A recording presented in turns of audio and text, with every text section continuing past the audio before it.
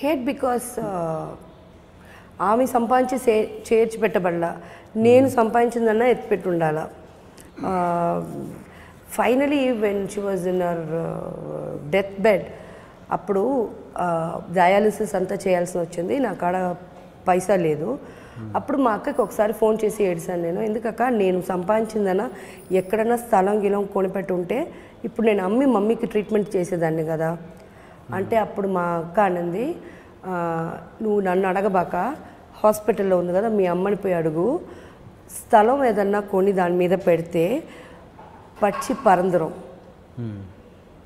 అంటే అంటే the bird will fly, ఏదన్నా కొని పెడితే నేను వెళ్ళిపోతాను అని చెప్పిందే మీ అమ్మ అని. అది నాకు చాలా హర్ట్ అయ్యాను. నేను వేరే గమ్ముగున్నాను. ఇమీడియట్గా నేను హాస్పిటల్కి వెళ్ళి మమ్మీని చూస్తూ అడిగాను ఈ మాట.